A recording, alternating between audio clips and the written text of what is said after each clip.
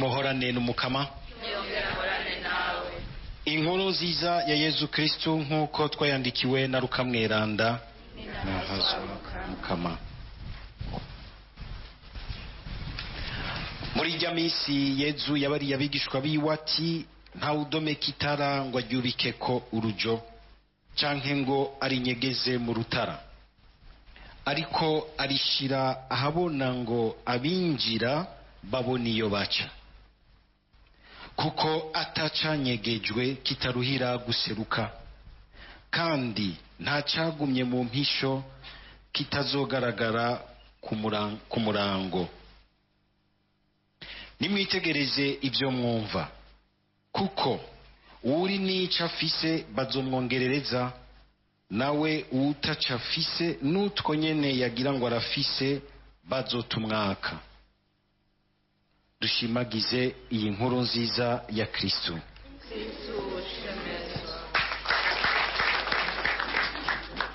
Turasubiye kugaruka mu bisomwa vya mbere mu gitabo nako mu bitabo bizodufasha muri indwi zibiri ziri imbere, ibitabo birimwo amajambo y'Imana azananye mu bwuzure bwa mbere. Uyu munsi tukaba twinjiye muri iki gitabo ca Esdras kituyagirana cane cane ingene Imana yahavuye yumva amarira, ibisabisho, gutakamba kw'abari baratwawe kw'imbohe i Babylon, igaheza iciye mu vyashika muri kahise k'ibihugu, ingene bigenda birabana, ingene bigwana, ingene bisubiranamo kuna kuriya, igahindukiza ibintu, igateba ikabumvira, ikabagarukana, ikabakura iyo bari batwawe kw'imbohe hari i Babylon, bagasubira bakagira nk'urundi rugendo rukomeye rwo kuva i Babylon baza mu gihugu cabo rusa na rumwe rw'igihe caho bava mu Misiri bagaca mu bugaragwa baza mu gihugu cabo Imana yari yaratoreye basokuru babo. Rugira nti rero ni nk'isezerano shasha Imana igomba gusubira kugira kunagura nabo, iciye muri ivyo bintu byose vyagiye birabacako, ivyabababaje, vyabakomerekeje, vyabaremereye uku canke kuriya, igateba ikabereka iti muri vyose na hose mba ndi kumwe namwe, kandi hageze ndaheza nkamenya ico ndabakorera kiroranye kibereye mu gihe cacu. Murazi ko muri iyo myaka 50 bamaze hariya i Babylon barahacumukuriye gose, kuko abambere bahunze nako batwawe kw'imbohe bagiye bibaza bati si bizoteba, Imana ntishobora kwemera yuko igisengero cayo gisambuka bigaheruko, ishobora kwemera yuko igihugu cayo cotabagara kigasanzara, izo citugarukana. Imana yacu irahambaye, n'Imana yacu n'Imana nyene iri wacu, ipanzi wacu kakanu Imana yacu, Imana yacu. Ariko ugasanga tuvyiyumvira ukutariko, ugasanga ni ibintu vy'ibishobisho bitari mu ngiro, bitari mu bintu ubuzima bwacu bushingiye ko by'ukuri. Tugere Kristo, ibi byose twama turiko turivugisha ngo twashize Imana imbere, birashobora gutangaza igihugu cacu kigapfa turorera kigasanzana. Ibi vyagiye birashikira igihugu c'Imana, bize biratwigisha kunga ubucuti n'Imana, ntituzi responsabilité tuba twihaye imbere y'Imana. Bigira nk'uko umenga ni slogan, ntibamenye ko ari engagement bafashe imbere y'Imana, bakabigira yuko ariko bari kubakira ku bindi bintu vy'amadiri yabo. Tungoye tutaho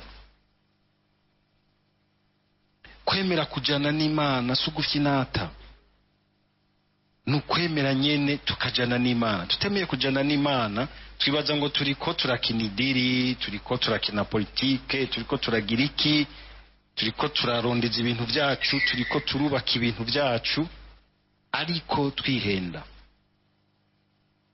Igihugu c'Imana harageze igihe kiribaza kiti Imana ipanzi wacu nishobora kureka ikama imana yabatumye ko abahanuzi igira iti mama garuka n'ahandiho muriko murirundako ibintu bishobora kubahinduka nabi, ibintu bishobora kubahinduka nabi.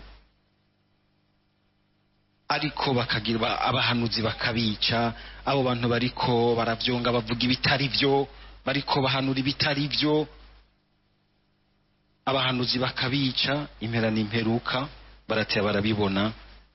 Imana iremera yuko n'igisengero cayo gisanzara kirasambuka ku buryo bw'uko ari nk'abahanuzi bariho muri ico gihe nabo nyene batangaye. Ba Ezekieli bagatangara ko Ezekieli yaratwawe kw'imbohe, agatangara abonye ngo ubuni nahazwa bw'Imana buvuye mu gisengero bukigira mu mahanga.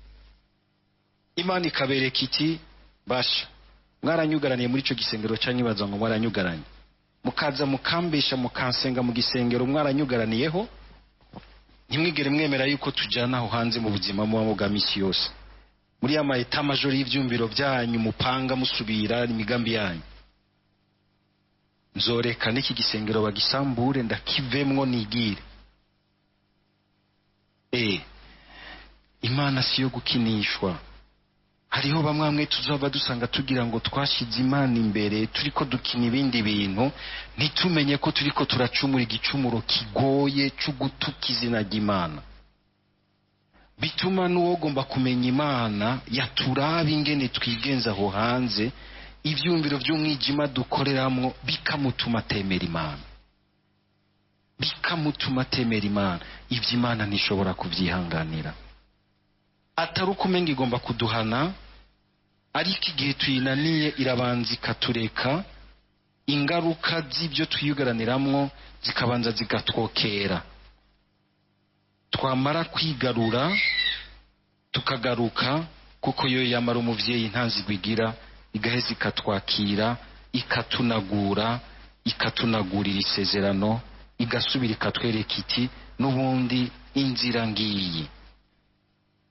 Dusaba Umukama kugira ngo umuzirikanyi birashika, byarashikira Abanyisirayeli, ukabona umenga igihugu cose kubera intwaro, iby'ubukuru, ivy'idini uko ngene byari bimeze ico gihe, igihugu cose ukamenga gitwikiriwe n'umuzirikanyi wirabura. Abahanuzi bakavuga ntibifate. Turabona ingene na twebwe aho iwacu umenga hariho umuzirikanyi mubi udutwikiriye, kandi umuzirikanyi mubi ukumenga twese twananiwe, twese dukuma dukurikira, ntitubona iyo tuva niyo tuja, kabona umenga turaho turindiriye ibishika. Wagira ubaza ukagira uti ngo Imana nikore, Imana nikore. None uri gukora iki? Ego nawe kubwiye ngo uzoca uhindura igihugu cyose, ariko ku ruhande rwawe ivyo tubona bimugaje, ibyo tubona umenga biriko bisuka umuzirikanyi mubi, ubwo wewe aho ugeze ubushobozi bwawe uvyifatamwo gute? Wigenza gute? Ugasanga hari igihe turiko turakritika tukagura ibibera umenga hirya yacu gato, ariko ugasanga ni wa muzirikanyi nyene uguma ukora muri twebwe. Ibi bintu igihugu c'Imana cagiye kiracamwo bitubera icigwa, bidufashe twese, kandi umwe wese agahera iwe, tukaraba no mu migwi. Imana ntituyihende ngo tuyishira imbere mu vya protocol, tuyibwira tuti nihagera ibisabisho tuzogusenga, naho tuzoba tugira inama yo kwiga ingene turya amafaranga y'igihugu. Nze kubona ngo tubanze dushira Imana imbere, dusenge, tukavuga Imana, tugaca turirimba n'urimbo rwa Burundi bwacu, mugabo tugaca twicara ku bintu tugomba gukina.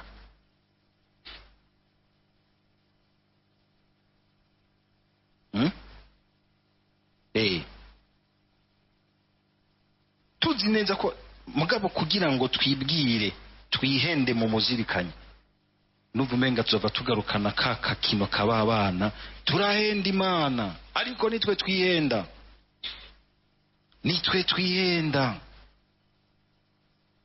twihenda. Kandi umwe wese araba ingene ashobora kwihenda ku ruhande rwiwe. Yesu uyu munsi akatubwira ijambo rikomeye ati mwitegereze ingene mwumviriza ibintu, mwitegereze ingene mubona ibintu,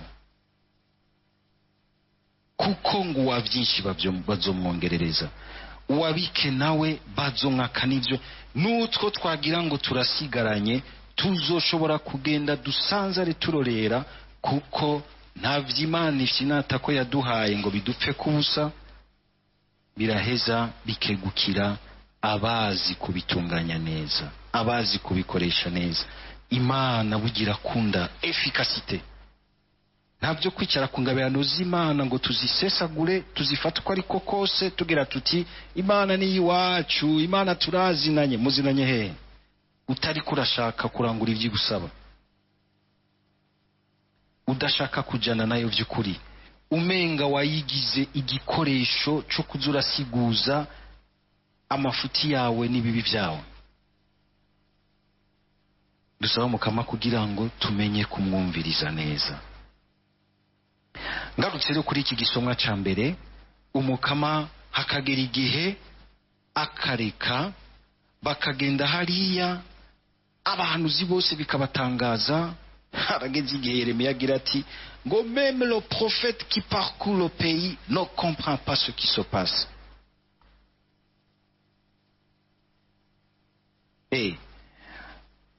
Hasigaye ko gusa tumenya kugaruka. Rimwe bagishikayo batwawe, bamwe bagatangura kuza baragira bati tugomba kuzogaruka n'ingoga, tugaruke dusubire tugire igihugu gikomeye cy'Imana. Mukama gatuma ko Yeremiya ati babwire bagume hariya, bateragire, barime, barongogwe hariya, babe baragira ubuzima bwabo hariya, ntiharagera kuko ntimuragarukana umuzirikanyi w'ukuri, umuzirikanyi w'ukuri w'abantu bashaka kugendana n'Imana, kugira alliance n'Imana. Iyo tutagomvye kugendera muri alliance y'Imana twarayemeye, nuko ibintu biza biraduhindukirira nabi. Gusa Mukama duha ubukomezi bwo kwemanga neza ubwo bucuti twemeranye n'Imana, twemeranye n'Imana. Nivyo kunda ko buzokomera tuguma hari ibintu gumubona yuko uko bitera bigwira bigaragaza yuko ubwo bucuti butarakomera muri twebwe. Ingene ubuzima buguma budutitukana, ibi na biriya bikaguma vyononekara, tukaguma twicana ku mayeri kugwenge, tudobedoberezanya, tugiriranira nabi, duhana amashano. Ubu nta muntu agishobora kunywa amazi ayasavye ahantu mu muhana. Ivyo byose ukabona uti ibi bizotuma dusanzara, twangara, gushika twicuze, tugarukana umutima w'ukuri ku Mana.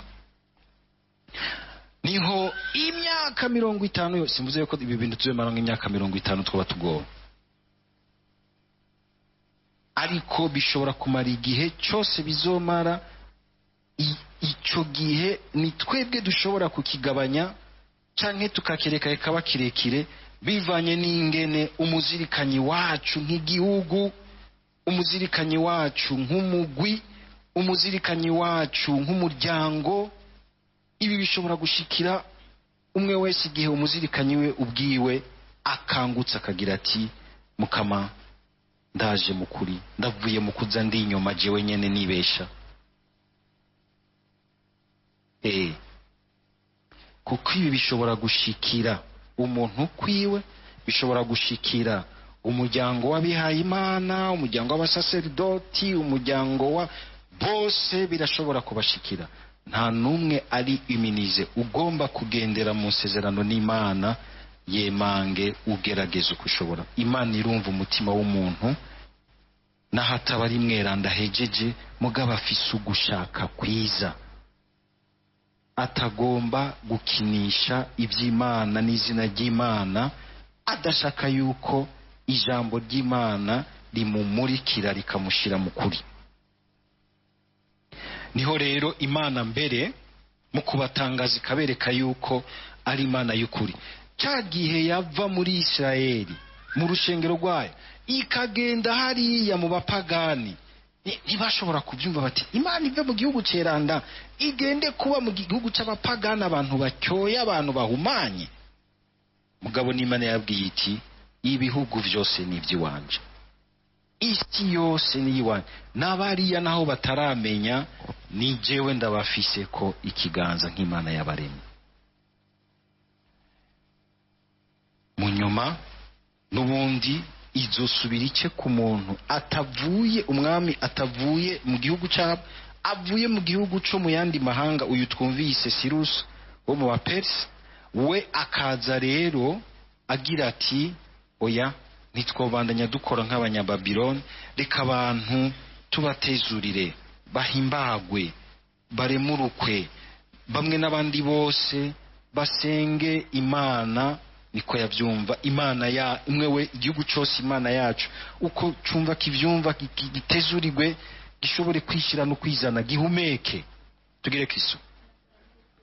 Ngivyo rero ibimenyetso vyerekana aho Imana iri.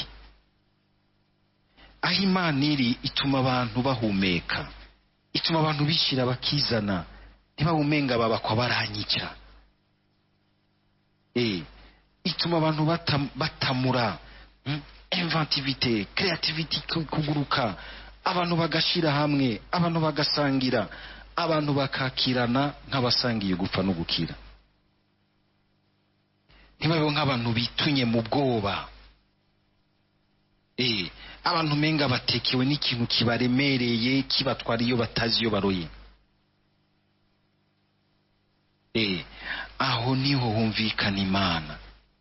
Imana ikumvikana mu bantu bose b'indongozi bamenya kumva iteka ry'umuntu, bakarikorera umuntu akumva ati ndumva ko ndi mu buzima buhumeka, butera, bwiteza imbere, bwegera imbere, bukumva ko buroraniwe.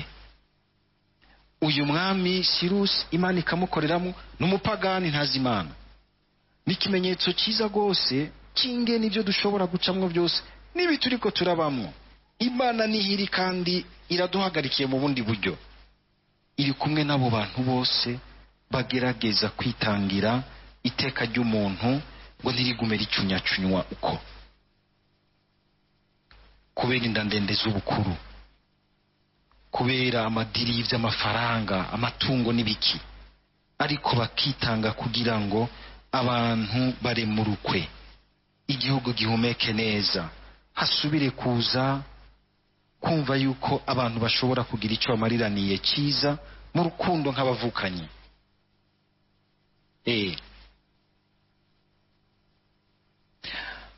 Ariko kandi ni n'ikimenyetso cy'uko igihe by'ukuri twicyoroye, twagarutse ku Mana, igihe cyose bishobora kudufata, usanga umenga n'ibindi biraduhizira. Kuko by'ukuri Imana yumva ko umuzirikanyi w'igihugu cyayo mu mahanga wahindutse, wicyoroye muri iyo myaka 50 yose,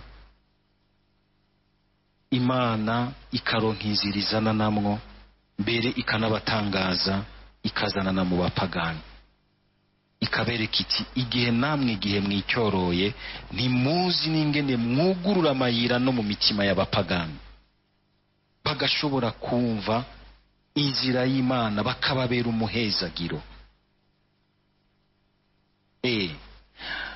Imana igihe tuyegukiye irashobora gukoresha n'abantu tupfuye wiyumvi, n'ababandi umenga bakubonye bo turiraho uciye, igashobora kubakoreramwo ikakugirira neza, kuko uri munsi y'ikiganza cyayo ukemera kugengwa nayo. Nicyo gituma igihe wibereye mu rukundo rw'Imana, munema yeza, ntihagire icyo winona, ntihagire n'icyo utinya. Akoba k'umuntu gasanzwe nikabura, mugabo ntugire bwa bwoba buhava bukaguhushisha ugasanga uri kurakora amadega. Oya, ukagumya umutima ukishira mu minwe y'Imana. Imana irashobora gukoresha n'umupfumu karuhariwe akisanga yaguhezagiye. Muribuka nyine ibyashikiye igihugu cy'Imana kiriko kirajabuka mu bugaragwa, ingene hari umwami yakibonye arajingitwa gira isharati ntibashobora guca iwanje, atuma ko umupfumu yitwa Barahama kaze umwe atongera amajambo ibintu imicanwa ikaka.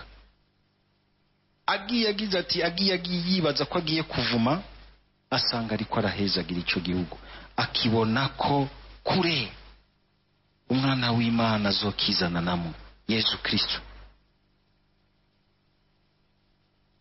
Abapfumu bashobora guhagurutswa ngo baze kugutera, bagasanga utwikiriwe n'urukundo rwa Yesu, bakakubura, bagasanga bariko baraguhezagira.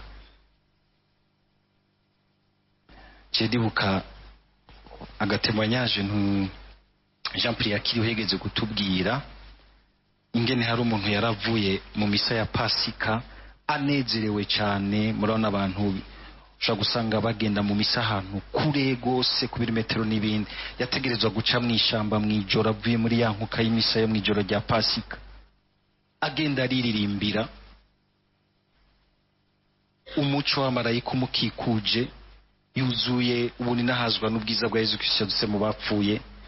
Aca hagati mu bapfumu ariko bari mu nama zabo mu ishamba, barasanzara bose, we nta na kimwe yabona, yumva yirenganira. Munyuma uwo mupfumu yabahambavu yiwe, mu gatondo aramubona, aramubaza ati hier soir tu es passé gaillardement au milieu de nous. We ntavyo yarazi. Nijoro waraye uciye hagati yacu ataco winona umenga nyene nta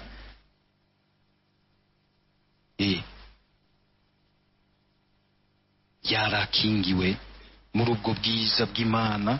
Igihe natwe dukingiwe mu bwiza bw'Imana, n'ibindi byose biraheza bikatugamburukira.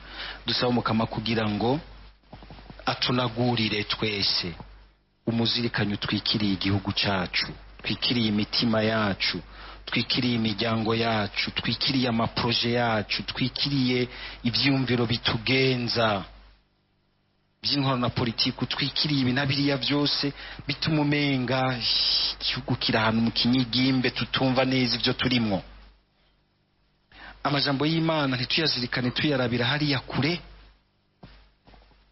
ariko tuyazirikane tuyakira nk'amajambo y'Imana, Imana idapfa, ya yindi nguko yamyeho ari kwiri uyu munsi kandi ari kwizokwama. Esa ya majambo y'Imana natwe yo tuvyaramwo umutima witeguriye kujabukana hashasha n'Imana, kujabukana mu sezerano inaguwe muri Yesu Kristo, kuko muri Yesu Kristo isezerano y'Imana tuguma tuyinagura. Ese twebwe dusangiye inkuka y'imisa twoyivamwo twumva tuti by'ukuri turagiye gusubira gutangura gushasha n'Umukama uyu munsi nyene, aho nyene Imana igusanze uyu munsi ikagomba kunagura kugira ngo n'ibindi bigukikuje bicika umuhezagiro kuri wewe. Amen.